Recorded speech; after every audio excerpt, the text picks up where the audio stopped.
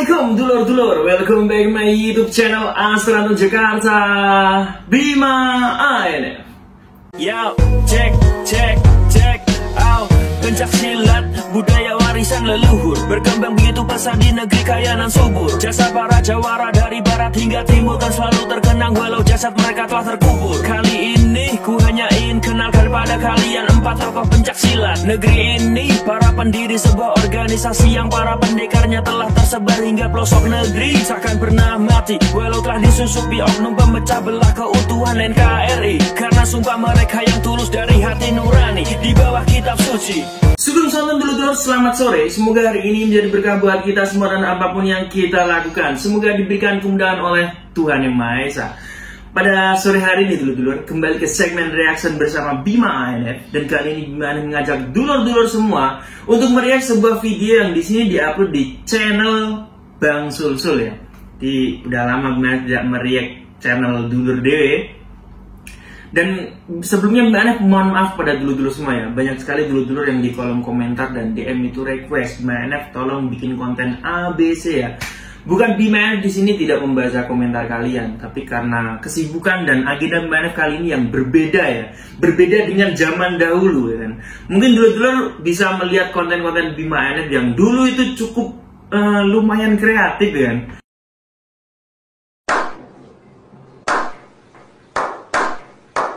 Lumayan cukup menguras pikiran karena memang waktu dan kesempatan yang sangat-sangat longgar sekali. Kali ini berbeda dulur-dulur, saya pribadi sudah menjadi seorang ayah dan otomatis di sini waktu saya terbagi tidak hanya untuk sekedar channel YouTube saja ya kan, atau membuat konten saja. Pasti di sini saya harus meluangkan waktu untuk keluarga juga. Jadi mohon maaf dulur-dulur, mohon maklumnya juga buat dulur-dulurku yang request di kolom komentar maupun DM Instagram Bima ANF. Pokoknya di sini Bima akan berusaha terus aktif ya kan, tidak akan berpamitan kepada kalian semua. Insya Allah saya akan berusaha membuat konten-konten yang di sini intinya mengedukasi dulur-dulur terutama dalam dunia bela diri terutama aliran pencaksilat dan mengenalkan bela diri pencaksilat terutama dari Jawa Timur ini kepada dulur-dulur semua yang berada di seluruh penjuru dunia ya. Supaya kita tidak penasaran ya, monggo dulur-dulurku kita simak videonya. Check it out. Salam pencaksilat Indonesia, PSAT Jaya. Yang sempat mengesahkan 2 kali di Palembang dan akhirnya balik ke kampung halaman dan akhirnya latihan di sini, dititipkan ke sini intinya. Awal terungkapnya pun dari sini, terus kembali ke Palembang, akhirnya dari pekerjaannya dimutasi, beliau tidak sanggup untuk mutasi, akhirnya kembali ke kampung halaman dan dari cabang Palembang dititipkan ke sini, latihan ke sini untuk sampai sekarang. Sekarang sudah sapu hijau itu yang saya. Ini saya kira cuplikan dulu. Pengaruh di sini untuk ternyata ini udah langsung mulai. Ini latihan malam ini. Ya, ada latihan dan itu Ada di sana. ada. Boleh ngobrol, ini sudah detail di sini ya. Saya cuma ingin tahu mungkin apa yang memotivasi beliau ini untuk sampai dia berani mengambil risiko. Ya jelas, ya itu sudah masuk terlalu jauh di organisasi. Jadi apapun yang terjadi saya minta dan saya mohon sama beliau harus sampai jadi itu karena. Oke, kita tangkap dari berapa menit ya durasi dalam video ini. Intinya warga ini dia udah 2 tahun aktif di organisasi dan baru ketahuan sekarang tuntutan dari pengurus ini dia harus latihan hingga disahkan menjadi warga, karena ya pasti dia sudah tahu seluk-beluknya organisasi PSAT ini cukup jauh ya, cukup dalam ya. Pasti banyak sekali hal yang di sini dia ketahui. Istilahnya apabila kita melepaskan warga PSAT ini begitu saja, warga gadungan PSAT ini maksudnya, sama saja kita melepaskan ranjau ya kan, atau bumerang buat kita, yang dimana dia sudah tahu internal PSAT terlalu banyak yang terlalu jauh. ya tuntutannya dari pengurus ini mau nggak mau harus latihan sampai selesai bagaimanapun caranya. Oke, kita lanjut videonya dulu. Nah, karena sudah kita terlalu jauh masuk iya terlalu dalam organisasi konservasi literatif. Bisa dianu. Jadi oh, nih warganya dipanggil nih. Warga gadungannya. Ini yang unik ini. Ini kau Mas. Nah, santai aja kita ini. Santai. Nah, ini namanya siapa, Mas? Didi Irawan. Umurnya berapa ini? Umurnya 29 tahun.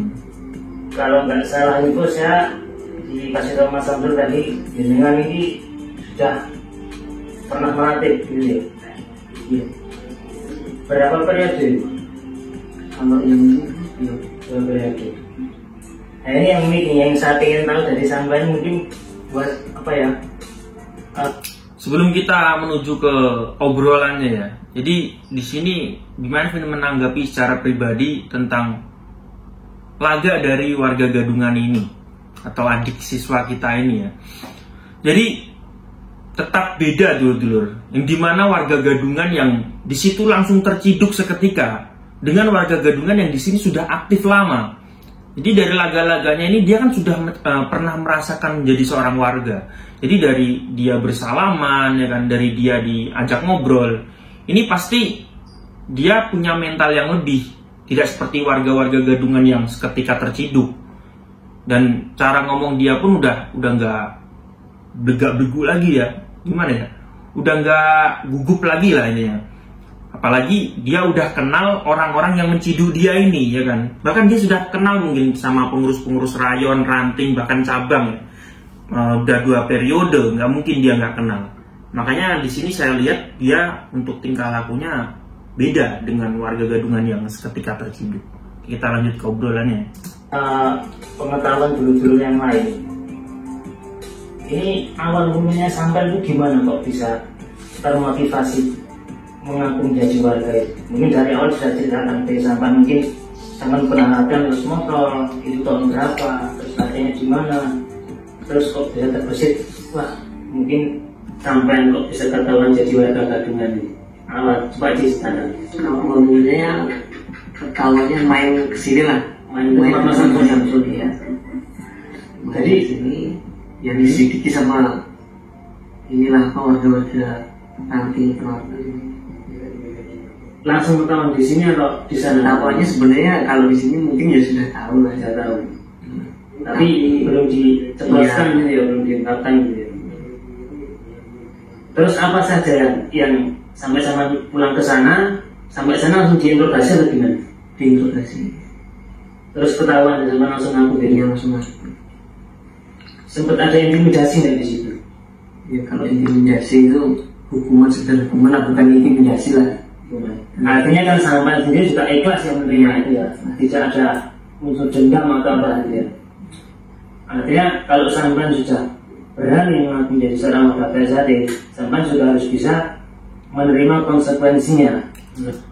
Oke, jadi di sini gimana menyimpulkan lagi ya dulur-dulur. Mungkin dulur juga sudah menyimpulkan, udah pernah nonton video ini. Jadi dia sebenarnya ketahuannya tidak di rayonnya dulu atau tempatnya aktif ini dulur-dulur, justru di rayon yang lain. Hanya saja sepulang dari rayon yang dia sambangi itu, akhirnya di tempat rayon tempat dia latihan ini, dia akhirnya ketahuan atau diinterogasi lah. Terus bahasa dia tadi bukan diintimidasi tapi diberikan hukuman. Jadi sini mungkin agak sedikit miss, kita salah paham ya, karena di video awal tadi yang kita kira cuplikan itu udah mulai videonya. Jadi sebenarnya dia ketahuannya itu di tempat rayon yang dia sambangi, bukan di tempat latihan dia. Tapi ketika kembali entah dapat info dari sana ya kan, akhirnya dia ketahuan. Ini dulur-dulur awal mula dia divonis sebagai warga gadungan. Oke, kita lanjut. Seperti itu. Tapi kalau untuk mungkin penghakiman fisik juga ada nggak dari tulisannya? Ya cuma gimana ya, Ini nggak sampai sampan penyalian untuk mengkasuskan itu enggak? Jadi kita hargai ikhlas lah. ikhlas. Kita hargai Mas Dedi ini. Jadi dia sudah menerima dengan lapang. Jadi itu adalah sebuah bukti bahwa dia menerima apa yang sudah dia lakukan, dan itulah hukumannya.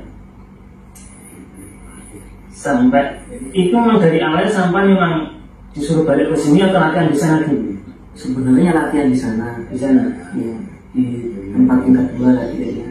Tapi berhubung ada problem di perusahaan kan, mau dimutasi dulu, jadinya nolak mutasi. Sampai memilih untuk keluar kerja. Iya. Untuk melanjutkan ke sini. Iya. Itu waktu awal masuk latihan sama pernah merasa was-was atau gimana, mungkin takut mungkin nanti diintimidasi, diintimidasi atau gimana, pernah ada Sebenarnya ya ada itu Ada, ya? sepertinya. tapi sempat bukti nggak itu? Kalau nggak Nggak ada ini. Mungkin waktu tes jambon, polos, jambon sampai sini, sampai hijau sekarang kan? Iya. Sampai hijau itu mungkin untuk tes wajar ya. Iya. Artinya untuk tes mental kita tahu lah seperti itu di PSAT ya, tes sebenarnya. Jadi nggak ada yang over gitu kan? Tuh buktinya dulu. Jadi seperti yang kita bahas pertama tadi, benar apa dugaan kita semua. Pasti untuk perlakuannya berbeda.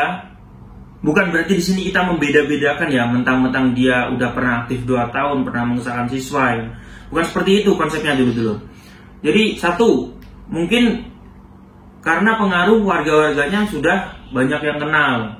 Yang kedua, kalau kita lihat dari sudut pandang organisasi, sebesar apapun kesalahannya ya kan, memang dia ini udah melanggar aturan atau ADART dari organisasi PSAT. Hanya saja dia ini memiliki pengabdian yang justru malah tidak dimiliki oleh warga PSAT yang sungguhan dulu. Karena jarang loh ya warga PSAT yang asli saja mau aktif di tempat latihan itu jarang, apalagi ini gadungan kok mau aktif di organisasi ya kan, yang notabene sudah nggak dibayar ya kan. Kita di sini justru malah mengorbankan waktu buat keluarga harusnya, tapi kita malah gunakan untuk organisasi. Ini menurut saya tidak memaksa dulu semua untuk sependapat dengan saya. Kalau saya pribadi apabila menemui sosok seperti ini, saya akan melihat dari segi pengabdiannya dulu. Mau bagaimanapun dia ini pernah berjasa buat organisasi kita, walaupun kenyataannya dia gadungan. Tapi yang perlu kita pandang lebih dari dia mau melakukan apa yang tidak mau dilakukan oleh warga PSAT sungguhan. Berarti sebenarnya di sini dia ada kenyataan untuk menjadi saudara kita. Yang salah, ini juga menurut saya dulur, apabila dia di sini sudah mengabdi selama 2 tahun atau 2 periode di PSAT, lalu dia ketahuan gadungan, dia dihajar, bahkan yang mengajar ini siswa yang dia latih dulu. Ini menurut saya dari segi adab saja sudah tidak ada ya kan. Karena warga PSAT yang sungguhan saja itu belum tentu mau menjadi seperti dia.